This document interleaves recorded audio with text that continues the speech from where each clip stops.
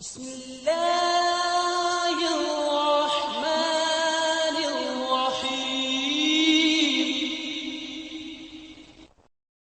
نحمده ونصلي على رسوله الكريم اما بعد قال الله تعالى ومن يعظم حرمات الله فهو خير له عند ربه۔ اللہ رب العالمین ارشاد فرماتے ہیں جس انسان نے اللہ کی حرمات، اللہ کی حرام کردہ چیزوں کو، محرمات کی تعظیم کی، وہ اس انسان کے لیے اس کے رب کے نزدیک بہتر ہے۔ یعنی تعظیم کا مطلب کیا ہے کہ اللہ نے جن چیزوں کو انسانوں کے اوپر حرام کیا، انسان ان کے قریب نہیں جاتے، ان کی عزت اور احترام کرتے ہیں، تو یہ ہے اس کا مطلب یعنی تعظیم کا۔ اور اسی طرح ہی قرآن مجید کی دوسری آیت میں اللہ رب العالمین ارشاد فرماتے ہیں وَمَن يُعَظِّمْ شَعَائِرَ اللَّهِ فَإِنَّهَا مِن تَقْوَى الْقُلُوبِ۔ جو انسان اللہ کے شعار کی تعظیم کرتا ہے، گویا یہ اللہ کے شعار کی تعظیم کرنا انسان کے تقوی کی علامت ہے، جو انسان کے دل کے اندر ہے۔ فَإِنَّهَا مِن تَقْوَى الْقُلُوبِ، یہ دلوں کے تقوی کی علامت ہے کہ انسان متقی کس وقت معلوم ہوتا ہے کہ یہ انسان متقی کب ہے، یہ پرہیزگار انسان کب ہے، جب انسان کے دل کے اندر اللہ کے شعار کی تعظیم پیدا ہو جائے۔ شعار کیا ہیں؟ کئی ایک ہیں۔ پورا اسلام یعنی اللہ تعالیٰ نے جو فرائض کیے ہیں، نماز کی تعظیم کرنا، نماز کی جو لوگ یعنی مذاق کے طور پر نماز کی جو ویڈیو بناتے ہیں، حالانکہ یہ کیا ہے؟ یہ شعار کی تعظیم نہیں ہے، بلکہ اللہ کے شعار کے ساتھ مذاق کیا جا رہا ہے، استہزاء ہے یہ۔ تو اس طرح یعنی اللہ کے جو شعار ہیں، اللہ نے جو اسلام کے اندر شعار مقرر کیے ہیں، ان کی تعظیم کرنا۔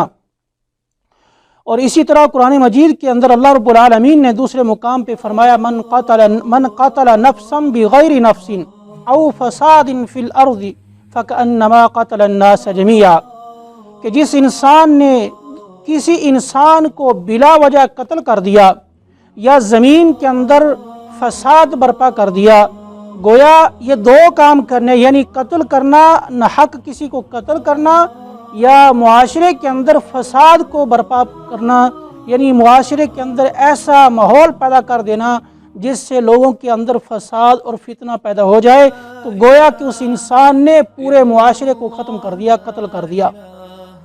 ابو موسیٰ اشعری رضی اللہ تعالی عنہ بیان فرماتے ہیں، بخاری مسلم کی روایت ہے، رسول اللہ صلی اللہ علیہ وسلم نے ارشاد فرمایا المؤمن للمؤمن کالبنیان یشد بعضہ بعضا وشبک بین اصابعہ۔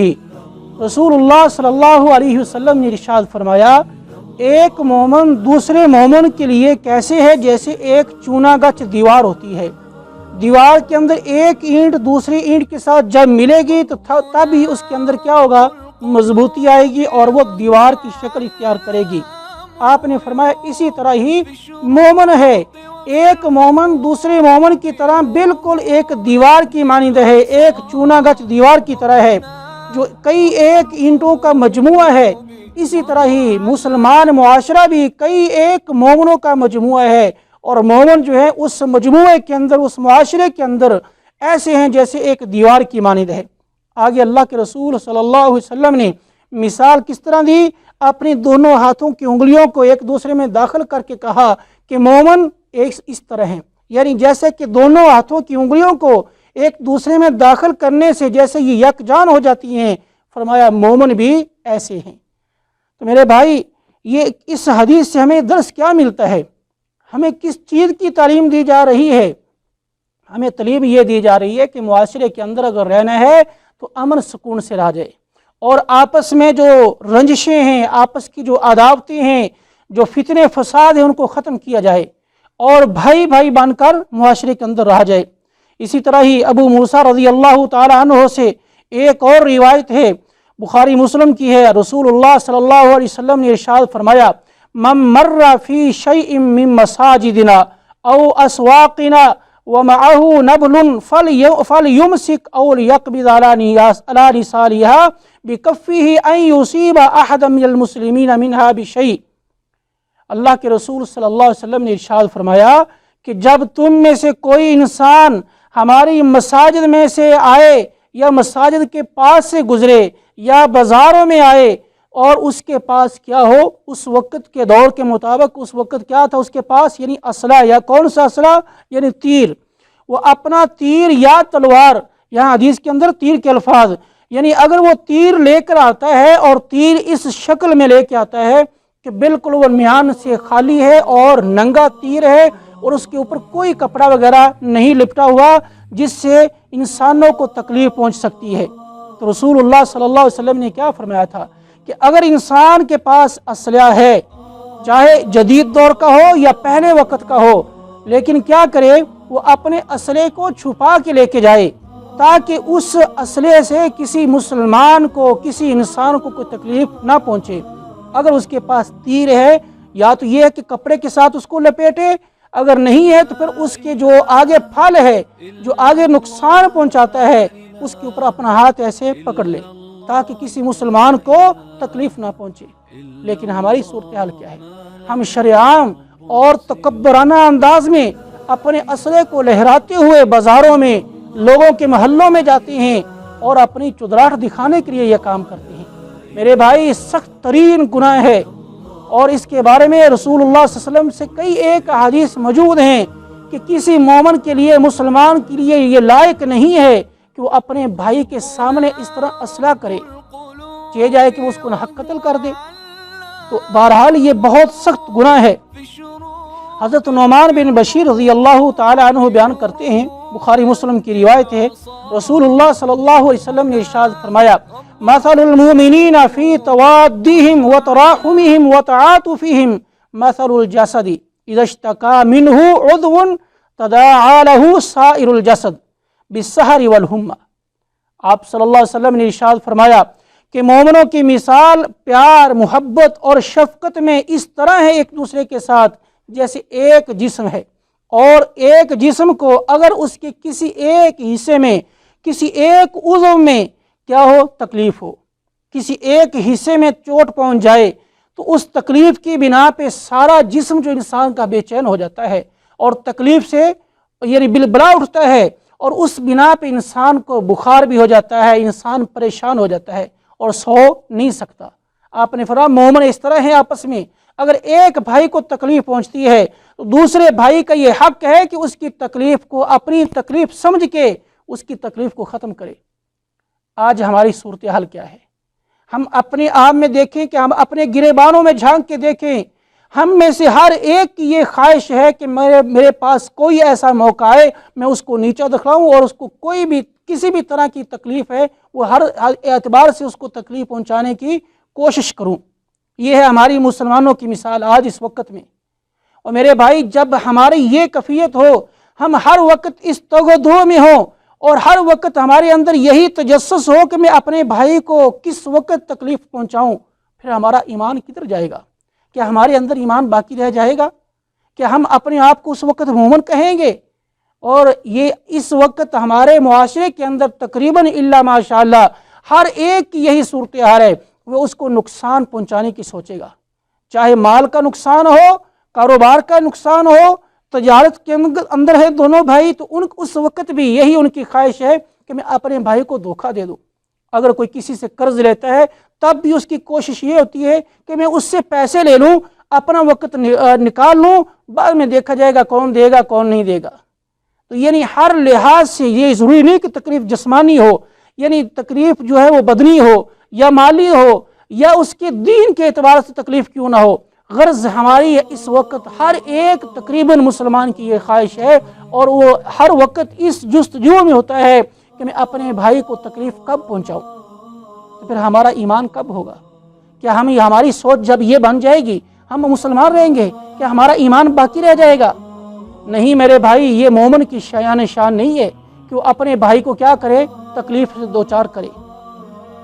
بلکہ جیسا کہ بخاری کی ایک اور حدیث ہے، رسول اللہ صلی اللہ علیہ وسلم نے ارشاد فرمایا، تم میں سے کوئی بھی اس وقت تک مومن نہیں ہو سکتا جب تک تم جو اپنے لیے پسند کرتے ہو وہی چیز اپنے بھائی کے لیے پسند نہ کرو۔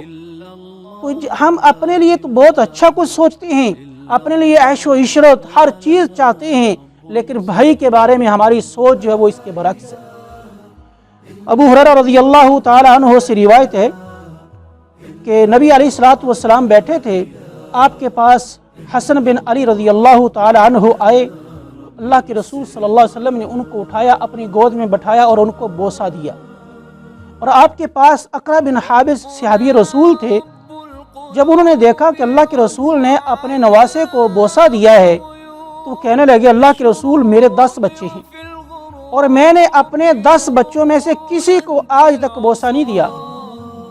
اللہ کے رسول صلی اللہ علیہ وسلم نے اس کی طرف دیکھا اور آگے سے آپ نے کیا کہا کہ من لا یرحم لا یرحم، جو کسی پہ رحم نہیں کرتا اس پہ رحم نہیں کیا جائے گا۔ یعنی آج اگر ہم اپنی اولاد کے ساتھ، اپنے بچوں کے ساتھ پیار محبت نہیں کریں گے تو کل یہی اولاد جو ہمارے بڑھاپے میں، ہماری آخری عمر میں ہم کیسے ان سے توقع رکھ سکتے ہیں کہ یہ ہم سے پیار اور محبت کرے گی؟ اس لیے ہر باپ کو چاہیے، ہر گھر والے کو چاہیے کہ وہ اپنی اولاد سے محبت کرے۔ اس سے صرف اولاد نہیں ہے بلکہ ہر ایک اس کے اندر آ سکتا ہے کہ مومن جو ہے وہ ایک دوسرے کے ساتھ پیار محبت سے رہتے ہیں، ایک معاشرہ بن کر رہتے ہیں۔ اور اسی طرح ہی ابو ہریرہ رضی اللہ تعالی عنہ سے روایت ہے، بخاری مسلم کی روایت ہے، آپ صلی اللہ علیہ وسلم نے ارشاد فرمایا اذا صلی احدکم للناس فلیخفف فإن فیہم الضعیف والسقیم والکبیر وإذا صلی احدکم لنفسہ فلیطول ما شاء۔ یہ ایک دینی معاملہ ہے جس کے بارے میں اللہ کے رسول صلی اللہ علیہ وسلم نے کیا فرمایا۔ یعنی آپ دیکھیں، آپ صلی اللہ علیہ وسلم کی آیت مبارکہ یہ تھی، آپ کسی بھی لحاظ سے مومنوں کو تکلیف نہیں دیتے تھے۔ آپ کی خواہش اور ہر وقت یہی جستجو ہوتی تھی کہ مسلمانوں کے اوپر آسانی ہو، تکلیف نہ ہو، بلکہ آپ نے تو یہ کہا کہ مسلمانوں پر آسانی کیا کرو اور تکلیف کو ہٹا دیا کرو۔ آپ نے یہاں کیا فرمائی اس حدیث میں؟ آپ صلی اللہ علیہ وسلم نے فرمایا کہ جب تم میں سے کوئی ایک، یعنی امام جو ہے، امام مسجد جو ہیں، یہ ان کے بارے میں خاص کر ہے کہ کوئی امام کسی مسجد میں جب لوگوں کو جماعت کرائے تو کیا کرے؟ نماز کو ہلکا کرے، اتنی لمبی قرات نہ کرے کہ لوگ پیچھے تھک جائیں۔ کیوں؟ اس لیے کہ فإن فیہم الضعیف والسقیم والکبیر، اس لیے کہ جماعت کے اندر جو نمازی ہیں، نمازیوں کے اندر بعض کمزور ہوتے ہیں، بوڑھے ہوتے ہیں، بعض بیمار ہوتے ہیں، اور بعض جو ہیں بڑی عمر کے لوگ ہیں، وہ زیادہ دیر کھڑے نہیں ہو سکتے۔ اس لیے کیا کرو؟ نماز کو ہلکا کیا کرو۔ نماز یہ ہلکا کا مطلب یہ بھی نہیں کہ ایک آیت پڑھی اور چلے گئے سجدے میں، یعنی ایک معتدل نماز پڑھایا کرو جو نہ زیادہ لمبی ہو اور نہ ہی زیادہ ہلکی ہو۔ تو میرے بھائی، یہ رسول اللہ صلی اللہ علیہ وسلم کی تعلیم تھی۔ آپ صلی اللہ علیہ وسلم نے ہر وقت اپنے صحابہ کو یہی تعلیم دی کہ مسلمانوں میں کسی پر سختی نہ کی جائے، چاہے وہ سختی دینی اعتبار سے ہو یا دنیاوی معاملات کے اعتبار سے ہو، یعنی ہر لحاظ سے مسلمانوں پر کیا کی جائے؟ آسانی کی جائے۔ تو آج ہم کیا کرتے ہیں؟ ہماری کیا صورتحال ہے؟ ہمارا بالکل اس وقت ہر معاملے میں، ہر کام میں ہماری یہی فطرت بن گئی ہے کہ ہم اس کا الٹ کریں گے۔ دین ہمیں کہتا آسانی کرو، لیکن ہم کیا کرتے ہیں؟ اپنے اوپر بیجا سختیاں ڈال لی، بیجا اپنے آپ اوپر طرح طرح کے رسوم و رواج کو اپنے اوپر داخل کر لیا اور طرح طرح کی رسموں کو اپنے اندر داخل کر لیا، اور اپنے آپ کو کہتے ہیں مسلمان۔ اور ایسی ایسی رسمیں ہیں جن کو دیکھ کے غیر مسلم جو وہ بھی شرمائیں، ایسی مسلمان جو وہ رسومات ادا کر رہے ہیں اور اپنے آپ کو بڑا سچا اور پکا عاشق رسول کہتے ہیں۔ لوگوں کے بازاروں کو بند کر دیتے ہیں، لوگوں کی مارکیٹوں کو بند کر دیا، لوگوں کے گھروں کو جلا دیا، لوگوں کی عملات کو جلا دیا، اور اپنے آپ کو سچا عاشق رسول کہہ رہے ہیں کہ مجھ سے بڑا کوئی عاشق رسول نہیں۔ کیا اللہ کے رسول کی تعلیم یہ تھی؟ میرے بھائی، اللہ کے رسول صلی اللہ علیہ وسلم تو ہر لحاظ سے مسلمانوں کو یہی کہہ رہے تھے کہ کسی پر تکلیف نہ آئے، کسی بھی لحاظ سے اپنے آپ کو ایک عاشق رسول ثابت کر کے لوگوں کو طرح طرح کی تکلیف سے دوچار کرنا، یہ عاشق رسول نہیں ہے۔ یہ عاشق رسول کے نام پہ لوگوں کو دھوکہ دیا جا رہا ہے۔ اس لیے میرے بھائی، ہمیں غور و فکر کرنا چاہیے، اپنی تعلیم کی طرف دیکھنا چاہیے، اپنے اسلام کی طرف دیکھنا چاہیے، اپنے گریبان میں جھانک کے دیکھنا چاہیے کہ میں اسلام کے اوپر کتنا کاربند ہوں، میں اسلام کے اوپر کتنا پابندی سے عمل کر رہا ہوں، کیا میرے اندر وہ چیزیں ساری موجود ہیں یا میں ان کے مخالف کر رہا ہوں؟ اپنے گریبان میں جھانک کے دیکھیے۔ ابو ہریرہ رضی اللہ تعالی عنہ سے روایت ہے، رسول اللہ صلی اللہ علیہ وسلم نے ارشاد فرمایا المسلم اخو المسلم، مسلمان کا کیا ہے؟ بھائی ہے۔ لا یخونہ ولا یکذبہ ولا یخذلہ کل المسلم علی المسلم حرام عرضہ ومالہ ودمہ التقوی ہاہنا۔ ابو ہریرہ رضی اللہ تعالیٰ عنہ بیان فرماتے ہیں رسول اللہ صلی اللہ علیہ وسلم نے ارشاد فرمایا مسلمان دوسرے مسلمان کا کیا ہے؟ بھائی ہے۔ یعنی ہر مسلمان دوسرے مسلمان کا کیا ہے؟ بھائی، چاہے وہ مسلمان کسی ملک کا رہنے والا ہو، دنیا کے کسی بھی حصے میں ہو، چاہے وہ گورا ہو، کالا ہو، جس طرح کا بھی اس کا رنگ ہو، زبان کوئی بھی ہو، لیکن آپس میں اگر وہ مسلمان ہے تو کیا ہیں؟ بھائی ہیں۔ جب مسلمان ایک دوسرے کے بھائی بن گئے تو پھر ان کے اوپر کیا چیزیں لازم آتی ہیں؟ لا یخون ہو، اس کو دھوکہ نہ دے، اس کے ساتھ کسی طرح کی خیانت نہ کرے، ولا یکذبہ، اور اس کو جھٹلائے نہ، اس کو کسی بھی لحاظ سے یعنی اس کو حقیر نہ سمجھے، اس کو جھوٹا نہ قرار دے، اور ولا یخذلہ، اس کو چھوڑے نہ، اس کو بغیر مددگار بھی نہ چھوڑے۔ جب مسلمان کو ضرورت ہو تو اس کے ساتھ کیا کرے؟ تعاون کرے۔ اس کو کسی بھی لحاظ سے ضرورت ہے، مالی اعتبار سے، کسی معاونت کے اعتبار سے، اس کو کیا کرے؟ وہ مدد کرے۔ اور آپ نے فرمایا ہر مسلمان دوسرے مسلمان پر کیا ہے؟ حرام کیا؟ اس کی عزت کو اچھالنا، یعنی اس کو ذلیل کرنا، اس کے معاشرے کے اندر بدنام کرنا، یہ اس کے اوپر کیا ہے؟ حرام ہے۔ ومالہ، اس کا مال بھی حرام ہے، یعنی مال کو ضائع کرنا، اس کی املاک کو جلا دینا، اس کی املاک کو لوگوں کے اندر بکھیر دینا، یعنی اس کی املاک کو نقصان پہنچانا بھی کیا اس کے اوپر حرام ہے۔ ودمہ، اور مسلمان کا خون بہانا بھی دوسرے مسلمان پر کیا ہے؟ حرام ہے۔ آپ نے فرمایا لوگوں تقویٰ کہاں ہے؟ دل کے اندر ہے۔ آپ نے اپنے سینے کی طرف اشارہ کر کے، چھاتی کی طرف اشارہ کر کے کہا تقویٰ یہاں ہے۔ اس کے بعد آپ نے ایک بڑا جامع کلمہ کہا، کیا؟ آپ نے فرمایا بحسب امرئ من الشر ان یحقر اخاہ المسلم، مسلمان کے لیے شر زدہ ہونے سے یا مسلمان کو گنہگار ہونے سے یہی کافی کیا کہ اپنے بھائی کو حقیر سمجھے۔